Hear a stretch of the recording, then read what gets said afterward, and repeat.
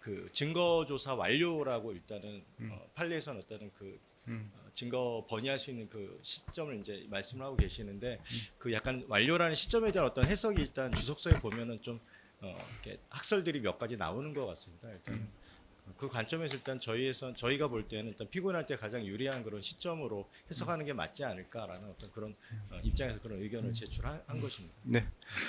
뭐 저번에 말씀드린 것처럼 뭐 주장하신 내용은 저희가 검토는 해보겠습니다. 해보고 증명력 부분은 뭐 사실 말씀하신 거 관계없이 재판부에서 판단 사항입니다. 네, 그럼 주장하신 부분은 고려해서 증명력 부분은 다른 증거도 마찬가지입니다. 다 판단합니다.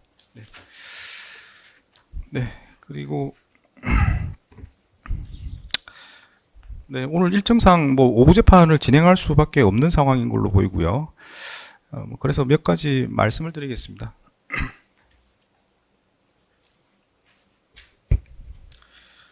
네, 이 사건과 관련된 뭐 문제들이고,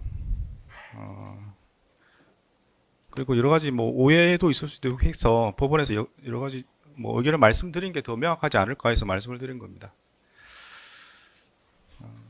뭐 결론부터 말씀을 드리면,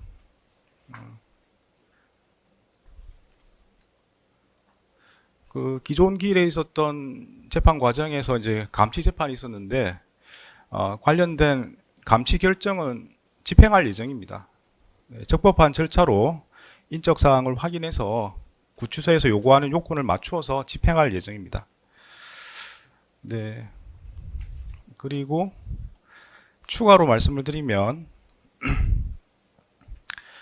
그 감치 신문 절차는 비공개로 진행이 되었습니다.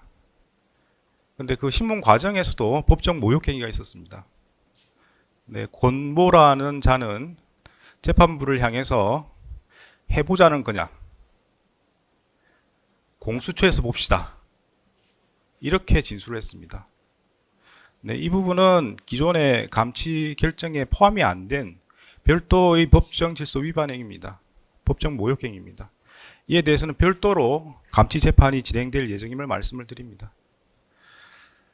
네, 추가로 저번 기일에 윤석열에 대한 정의신문 후에 방청석에 있던 사람 중에 한 명이 윤석열이 퇴정할 즈음에 윤석열을 지지한다는 구호를 외치고 법정 밖으로 나간 사실이 있습니다. 재판부에서는 법정 소란을 한 후에 도주한 것으로 봅니다. 그래서 저희 재판부는 방청권에 따라서 방청이 이루어지기 때문에 인적 사항 확인이 가능한 것으로 보이고 여러 사람이 목격을 했습니다. 그런 자료를 통합해서 그때 남자였고 두꺼운 검은색 겨울 외투를 입고 있었습니다. 그래서 인적 사항을 확인 후에 법정 소란을 일으키고 도주한 사람에 대해서도 별도로 감치 재판이 진행될 예정임을 알려드립니다. 조금 더 말씀을 드리겠습니다. 여러 가지 오해가 있는 것 같아서. 그 형사 소송 절차를 쭉 보시면은 헌법상에 보장되어 있는 진술 거부권의 행사를 염두에 두고 절차 진행이 가능하도록 규정들이 있습니다. 실제로 그래 진행이 되고 있습니다.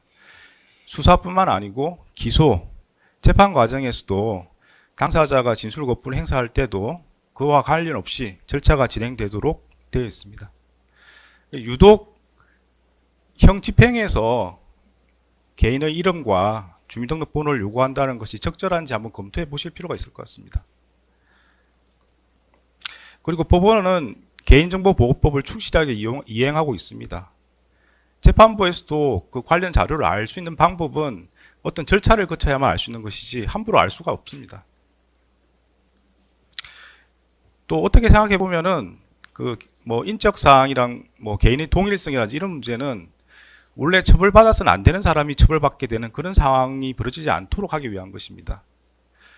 감치라는 것은 현행범처럼 범죄 행위를 한 사람을 바로 구금을 해가지고 구치소에 인계하는 절차입니다. 그래서 죄 없는 사람이 처벌받을 수 있는 가능성이 거의 없습니다. 그런 측면에서 보면은 인적 사항을 요구하거나 동일성을 요구하는 것은 더 완화될 필요가 있는 그런 절차입니다. 다른 사람이 이유 없이 처벌받는 그런 가능성이 거의 없습니다. 그 법원으로서는 법원과 협력 관계에 있는 국가기관과 다투고 싶지 않습니다. 이 사건의 책임이 누구에게 있는지 그걸 논의하는 게 중요한 게 아니고 다시는 이런 일이 벌어지지 않도록 제도 보완이 필요하다는 걸 말씀을 드립니다. 그 점에 대해서는 법무부나 서울구치소에서도 말씀을 하신 걸로 알고 있습니다.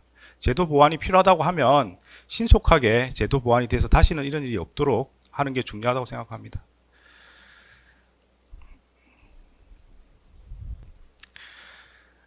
네, 상황이 이렇게 됐을 때 예컨대 감치 재판 중에 진술 거부권을 행사해서 인적사항 구치소에서 요구하는 이름과 주민등록번호를 확인할 수 없을 때 어떻게 할 것이냐가 문제될 수 있습니다. 제가 여러 차례 말씀드린 것처럼 법정 질서 유지는 재판부의 의무입니다. 모든 권한을 행사할 겁니다.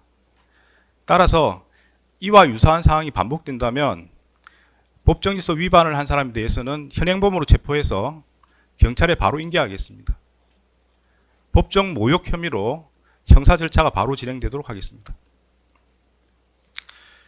감치 절차의 실효성이 없어지기 때문에 그런 상황이 되면 그에 맞추어서 다음 단계로 나갈 수밖에 없습니다.